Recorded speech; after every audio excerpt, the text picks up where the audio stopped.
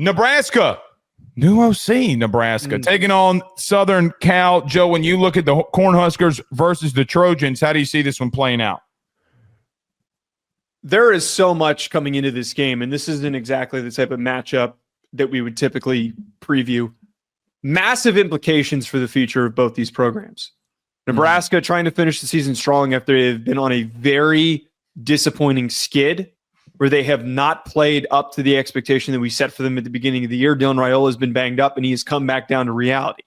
You do not want to be going into year 3 if you're Matt Rhule, missing out on playing for a bowl game. And most importantly, we have talked about this with USC, Blake.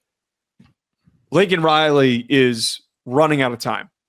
They are a game below 500.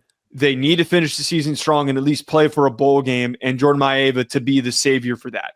This is his first game stepping in for Miller Moss, a guy that I think should have been getting a lot more playing time because he is a big physical athlete and frankly fits more of what would work more successfully in Lincoln Riley's scheme.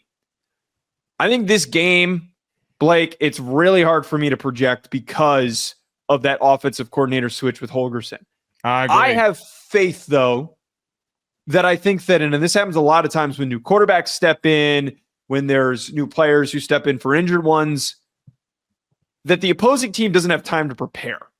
I think that USC is in a really difficult spot finding out this week after you had a week off where you probably started your game planning for this game, and to have to scrap all of that and guess what you're going to be stepping into, that unpredictable variable, I think is going to have huge implications here. Like, is going to really, really sway this game. If Raiola is healthy enough to play one of his better games, that could be a really, really huge tipping point. Joe, I got to push back on that because there's outside of a drive, there's not a lot that Dana's going to be able to do. He's not coming in there and you're not learning a new offensive schematical system in a week. It's not. I understand that they're not running a new system, but okay.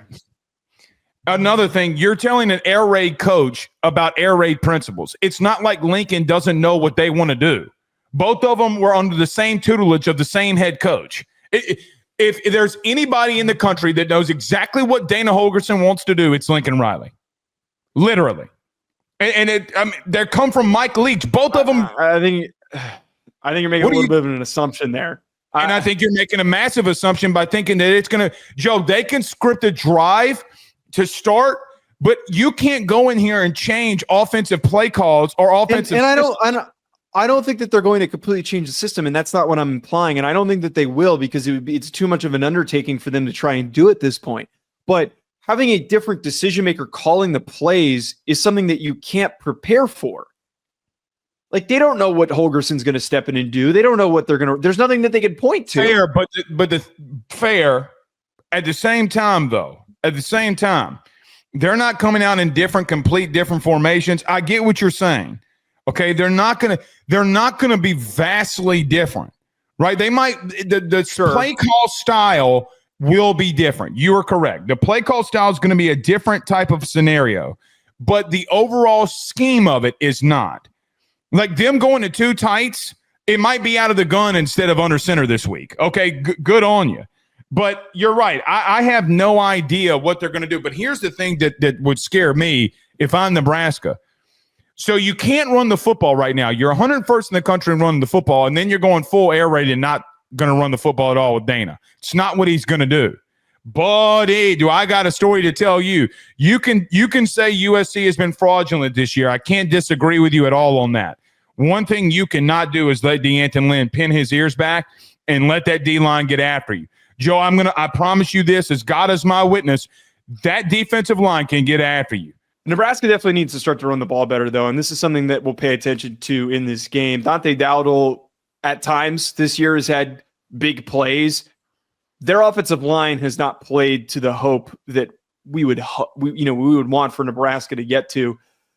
A lot of this just comes down to, and we're talking about here, and I was mentioning earlier, not having anything to know to prepare for with Dana Holgorsen. USC also has that in the conversation too.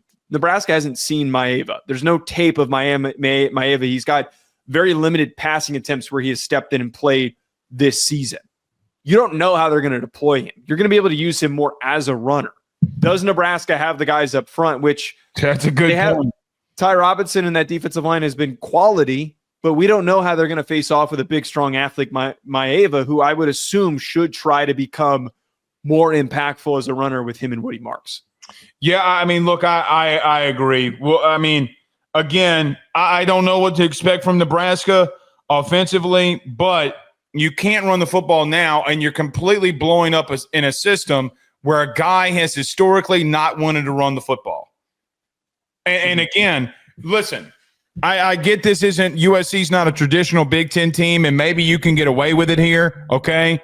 But the bottom line is, in a conference, even looking past USC, if Dana's going to be your long-term solution here, you're going to have to start running the football in the Big Ten or you're in trouble. And look, I'm just – Nebraska fans, I'm not trying to be rude at all. I warned you about this with Matt Rhule. I warned them that he gets too panicky. And Joe, I mean, look, I'm gonna go USC here. I really believe that coming off a bye, back up against the wall, I think they're going to figure something out. I do think the quarterback change is going to be a big deal, and I got to go USC. I can't. I don't know what I don't know about Nebraska. I have no clue. And here's what I do know: as much as talented as I think Raiola is, I've seen him make crucial mistakes, freshman crucial mistakes. BetOnline remains your top spot for all of your live betting action and contests. NFL, college football, UFC, NHL are all in full swing. BetOnline is your number one source for wagering news, odds, trends, and predictions with both desktop and mobile access at any time.